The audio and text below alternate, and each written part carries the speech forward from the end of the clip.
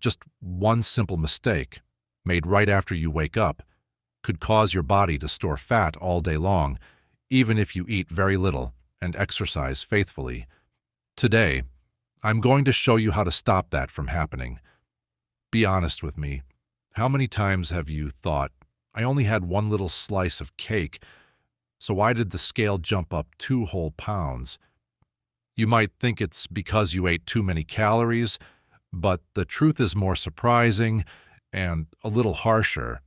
The real culprit is a powerful hormone called insulin, the switch that decides whether today's meal gets burned for energy or sent straight into fat storage.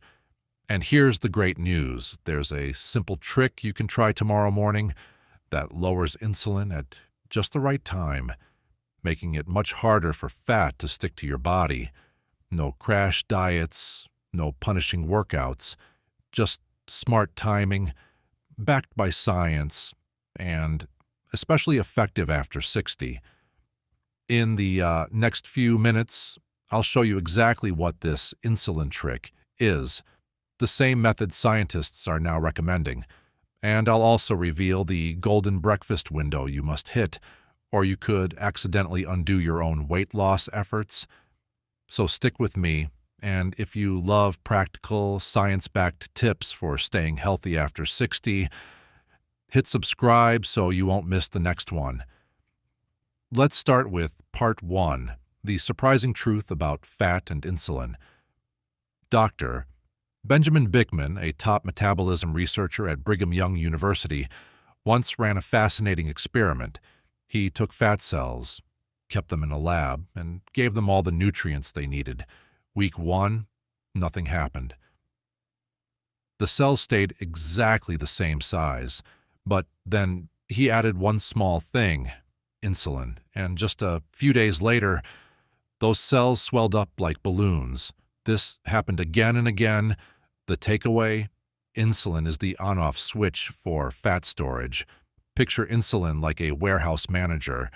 When insulin is high, the storage doors are wide open, and every extra calorie gets shoved inside. When insulin is low, those doors slam shut, and your body has to burn fat for fuel. Now, that's what happens in a lab, but does the same thing happen inside real people? Let's move to Part 2, proof from real life.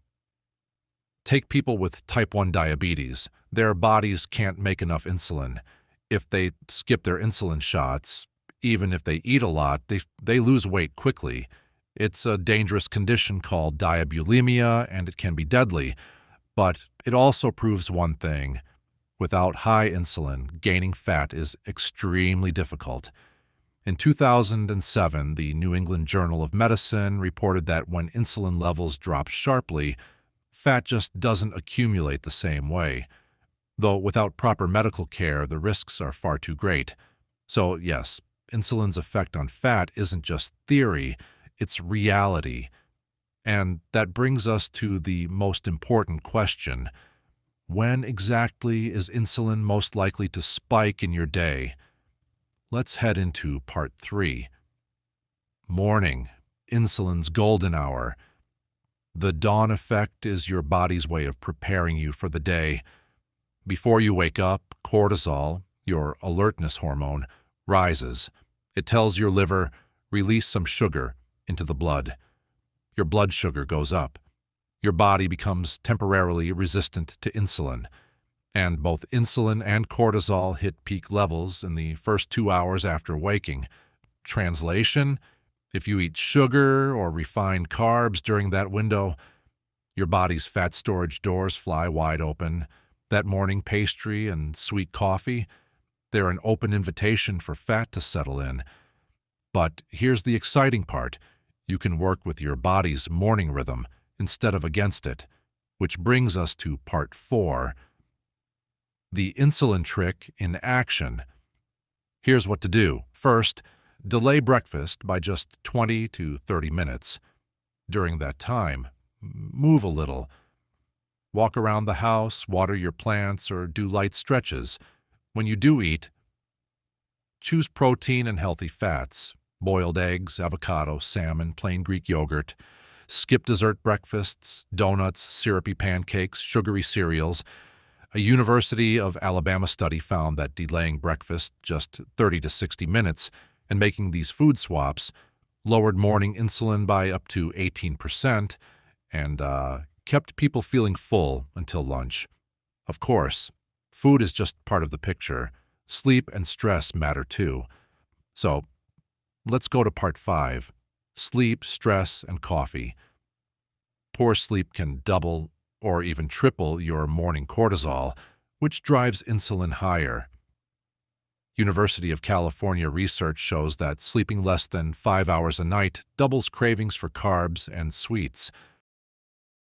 And about coffee, if you drink it right when cortisol is at its peak, about 30 minutes after waking, caffeine can bump insulin even more, especially if you pair it with bread or pastries. Experts suggest waiting 1 to 2 hours before your first cup. And if you're wondering whether this actually works in the real world, let me introduce you to part 6. Mary's story. Mary, 67, from Florida, had tried every diet out there, but the scale wouldn't budge. Then she learned the insulin trick. She started walking 15 minutes each morning, delayed breakfast, and swapped pastries for boiled eggs and avocado. 3 months later, she was down almost 15 pounds. Her waistline was smaller, and she had more energy than she'd felt in years. Mary told me, "I don't feel like I'm dieting. I just eat at better times and make smarter choices." The morning is your most predictable insulin window. If you use it wisely, you can set the tone for your whole day. This isn't magic, it's science, and it works, especially after 60. If you enjoyed this video, hit subscribe for more easy, science-backed tips for life after 60. Tap like to support the channel, and tell me in the comments, what time do you usually eat breakfast? I'll read everyone. And who knows, your story might inspire the next video.